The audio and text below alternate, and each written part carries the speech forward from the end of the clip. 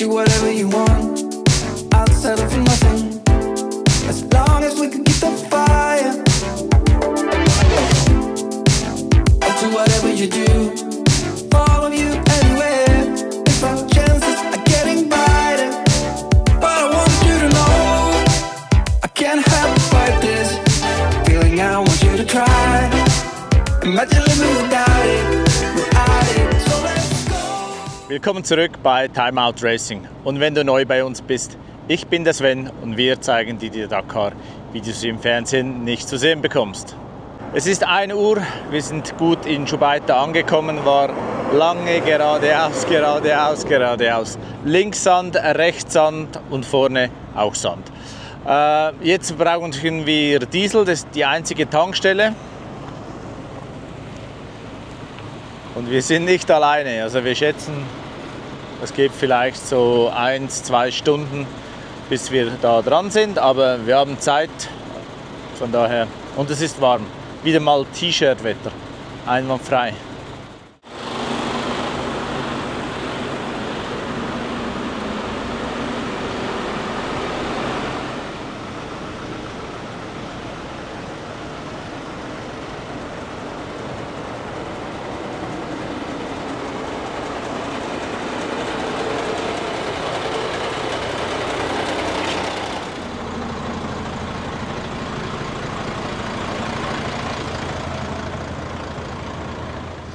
Mittlerweile 1 Stunde später. Noch 2 LKWs vor uns und dann sollte die Zapfsäule uns gehören. Ich hoffe, dem geht der Diesel nicht aus.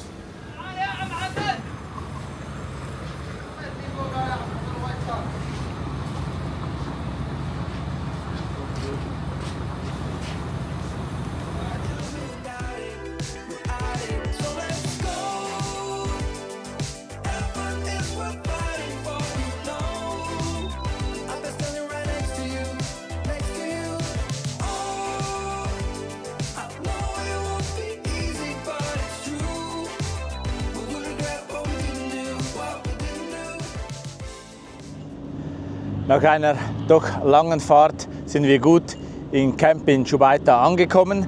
Es ist komplett weg von der Hauptstraße, also von der Hauptstraße geht es noch etwa 6-7 Kilometer rein in die Dünen. Da haben sie eine Straße gebaut und hier in diesem Dünenkessel, sage ich mal, ist das Camp.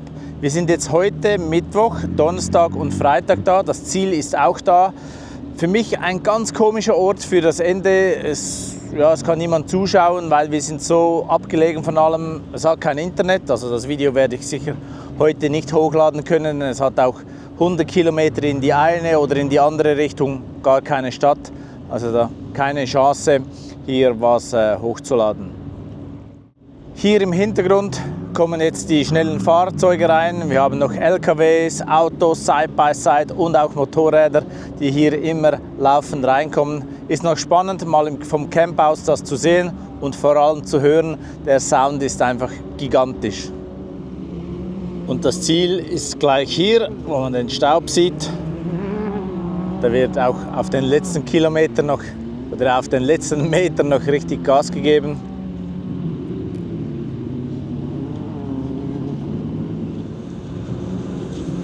Das Camp ist nicht ganz flach. Wir sind hier eher am oberen Ende. Wir stehen in Reihe 8 und haben hier einen Blick über das Camp.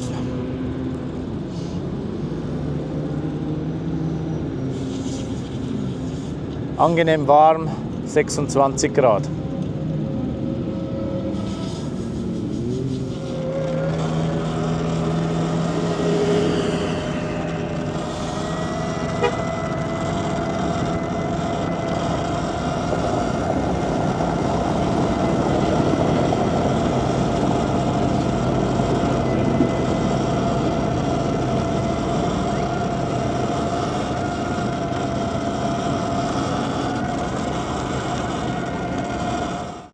Stage 10 vorbei.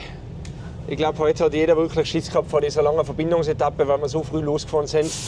Aber es ist eigentlich halbwegs gegangen. Es war nicht wirklich, ja, es war schon weit. Es waren echt 520 Kilometer. Und danach ist es endlich einmal wieder wärmer geworden, aber es war dann schon sehr, sehr warm. Also es ist dann 117 Kilometer Sonderprüfung gekommen, bestehend nur aus Dünen, war aber sehr spaßig. Habe mich richtig wohl gefühlt auf dem Motorrad, bin wirklich flott gefahren, wirklich gut. Zweimal bin ich umgekugelt, aber ja, es ist jetzt nicht wirklich der Rede wert. Von dem her, wir haben da leider keine Verbindung, wir wissen gar nichts und genau, es sind noch 2 Tage zu fahren. Und kurze Hosen? Ja, endlich einmal. Endlich sind wir in der Wüste und man kann eine kurze Hose anhaben. Morgen, das ist auch nicht allzu lange, oder? Nein, ja, es geht. Es sind echt 310 Kilometer. Okay. Es sind schon 310 Kilometer, 220 Kilometer Verbindungsetappe. Also es ist jetzt nicht nichts, muss man sagen. Vor allem in die Dünen. Wir wissen nicht, wie schnell das wird oder wie langsam das wird. Und von dem her sicher heimbringen. Kannst du mal erklären, wie groß sind die Dünen? Sind das riesige Dünen oder eher kleine? Ja, sind schon sehr, sehr groß. Also ganz verschieden. Teilweise sind es ganz schmale, kleine. Dann sind es wieder, keine Ahnung, 100, 150, 200 Meter hohe Dünen. Dann sind es wieder einen halben Meter hohe Dünen. Also ganz, ganz verschieden, ja.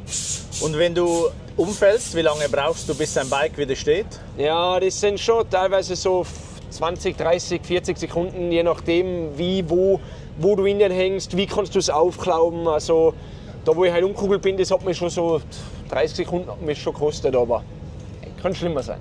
Hey, für morgen und der Rest der Rallye viel Erfolg, Tobi. Danke, danke.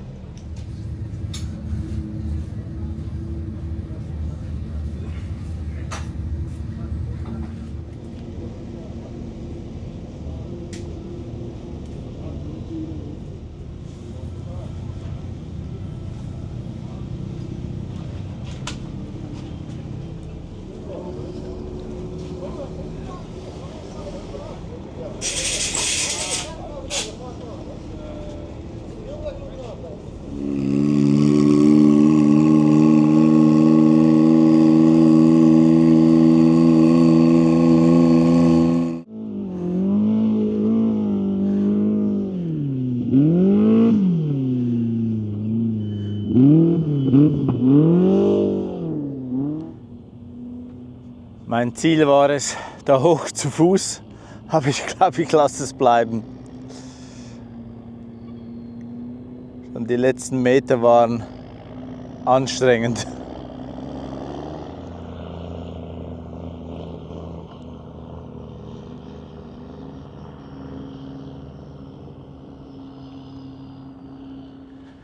Wenn Adi und Ernst nicht aufgibt, darf ich auch nicht aufgeben. Zudem ist es einfach viel zu schön, hier bei dieser Abendstimmung über die Dünen zu wandern.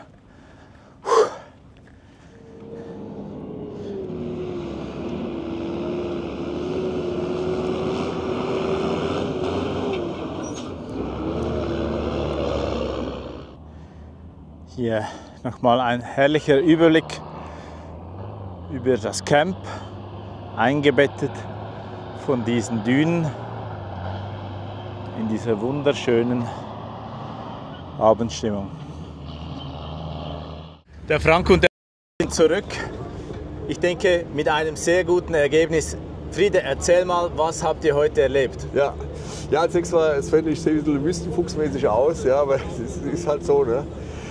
Ja, wir waren heute nach bescheidenen Anfängen, ist immerhin jetzt die Stage 10 gewesen, war mal ganz erfolgreich. Wir haben tatsächlich, ich darf das mal kurz hier aus den offiziellen, also im ersten Gleichmäßigkeitstest haben wir 32 Punkte eingefangen, das ist schon ganz ordentlich, also für uns auf jeden Fall. Also ich glaube, im ersten haben wir irgendwie 1500 Punkte eingefangen, also ein Riesenfortschritt. Dann in den anderen war es auch ähnlich gut und die Krönung des Tages war der Navigationstest, wo wir tatsächlich 110 Kilometer durch die Wüste gefahren sind. Daneben fährt gerade einer dabei, der auch dabei war, 110 Kilometer durch die Wüste gefahren sind und tatsächlich alle Wegepunkte gefunden haben, insofern also 0 Fehlerpunkte. Also sind wir mächtig stolz und wir sollen natürlich noch im Rahmen der hier in Arabien gegebenen Möglichkeiten feiern. Ihr habt kein Intercom mehr im Auto seit 2-3 Tagen. Wie funktioniert das? Wie kommuniziert ihr miteinander? Ja, also wir nutzen die klingonische Gebärdensprache, also mit Handbewegungen. Letzten Endes deute ich eben mit dem Fahrer an, wo es lang geht. Und glücklicherweise gibt es in diesem Trippi-Device, was an Bord ist, also vom Veranstalter auch, gibt es so eine Darstellung, wo man eigentlich ganz gut sehen kann, welche Richtung man fahren muss, wann man abbiegen muss, und das ist sehr hilfreich. Insofern hat es gepasst. Wie fühlst du dich körperlich? Immer ein bisschen wenig Schlaf, lange Tage? Ja, tatsächlich waren die ersten 3-4 Tage mit einem wirklich deutlichen Schlafdefizit verbunden. Das heißt, spät ins Bett, früh ans Werk. Wir sind teilweise ja schon um 5:15 Uhr losgefahren. Aber glücklicherweise waren die letzten 3 Tage, wo wir ganz gut schlafen konnten, also 6-8 Stunden. Und das ist dann schon, dass wir heute jetzt dann fit waren. Für die letzten 2 Tage wünsche ich euch nur das Beste. Viel Erfolg morgen und danke für deine Zeit. Sven. Das Auto von Frank und Frieder funktioniert Tag für Tag einwandfrei. Das heißt, es gibt nichts zu reparieren oder nur Kleinigkeiten. Daher nur normale Wartung. Eins der Aufgaben ist ziemlich hier immer der Luftfilter aufzublasen, weil da unglaublich viel Staub drin ist.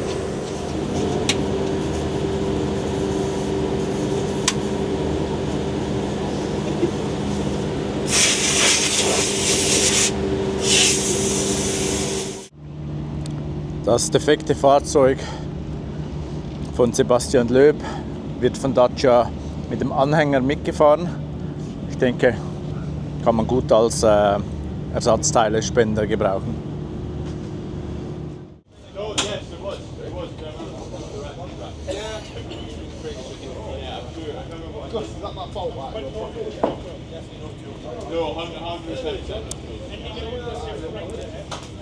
Es ist nicht meine Kamera, die da Probleme hat, sondern das blinkt wirklich so.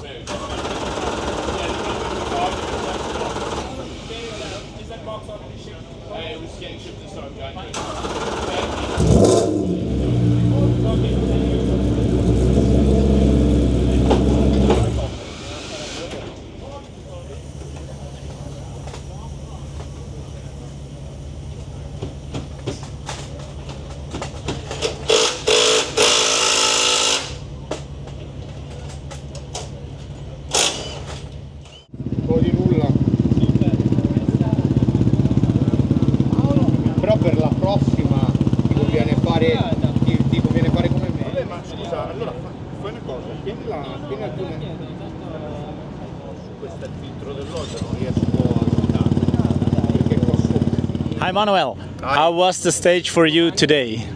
Was very tricky. This Dakar keeps on surprising us. So every stage has its own character, its own challenges, and they always differ from the stage before. Today we had very long liaison. Started with very cold, and then we reached here and it was very hot. We had 115 kilometers of dunes, soft sand. It was physically very demanding, and also for the bike. I believe we have 2 stages left, and we need to be focused because both us and the bike, you know, we are at the end of Dakar, so we are both tired, and we need to really manage our resources, especially tomorrow. That's a very long stage considering the dunes we have. Do you like driving in sand or more on stones? The good thing of sand is that for me you can find your rhythm, you can even rest a bit. There is no dust. The rocks are dangerous, you know. When you're tired, you can never breathe because the moment you just relax, you get a stone. At least here in the sand, you always need to be concentrated, but you have some sections where you can just ease off. And that's, you know, the plan for tomorrow will be that in case I start getting tired, to try and rest somehow, because when you go to like very big dunes and you need to climb a lot, you need to have really a boost of energy to bring up your bike. So it's better maybe to rest if you're tired, to avoid also crashes, and you know the sand is heavy, so So yeah, you need all your energies. Thank you for your time and good luck for tomorrow's stage. Thank you very much. Es ist 8 Uhr, Adi und Ernst sind auch im Camp zurück. Es war nicht ein guter Tag für sie. Der Adi hat mir erzählt, sie sind 170 Kilometer in die Etappe reingefahren, hatten dann keine Leistung mehr, nicht alle Zylinder liefen, wie sie sollten. Und dann haben sie entschieden, wieder rauszufahren, wieder 170 Kilometer zurück. Und dann waren sie eigentlich da, wo sie morgen gestartet sind. Und das heißt, noch die ganze Strecke auf der Straße mussten sie dann auch noch fahren. Dieselbe Strecke, wie wir gefahren sind. Aber zum Unterschied, wir sind um 6:30 abgefahren und sie erst mittags um 1. Daher jetzt erst eingetroffen. Ich weiß noch nicht genau, was jetzt gemacht wird am Auto, aber es ist wichtig, morgen müssen sie wieder fahren und am Freitag dann die Zieleinfahrt hier in Chubaita. Die letzten 2 Tage stehen noch vor uns. Viele sind müde, die Anspannung geht langsam raus. Das heißt, es ist wichtig, dass man sich konzentriert, fokussiert und auch die letzten paar 100 Kilometer noch sicher in der Etappe fährt. Für die Verlosung heute nehmen wir die Zahl 20. Warum 20? Weil Adi und Ernst heute um 20 Uhr bei uns im Camp angekommen ist. Noch ein Hinweis zu der Verlosung der signierten Plaketten. Ab Video Nummer 4 gibt es in jedem Video eine Zahl, die man sich merken muss. Und dann rechnet ihr alle Zahlen zusammen und am Schluss sendet ihr mir die Nummer, also die Summe. Und das via unsere Webseite timeoutracing.com. Da hat es gleich auf der Startseite einen Link oder auch hier in der Videobeschreibung. Also erst am Schluss einsenden und nicht jetzt schon. 2, 3 Personen haben das gemacht, aber das zählt halt nicht. Wir sind am Ende vom heutigen Video. Ich hoffe, das Video hat dir gefallen. Wenn ja, liked bitte dieses Video, Fragen gerne in die Kommentare und wenn noch nicht geschehen, abonniert bitte unseren Kanal. Ich hoffe, du bist auch morgen wieder dabei bei Time Out Racing. Es würde mich freuen. Bis bald und tschüss.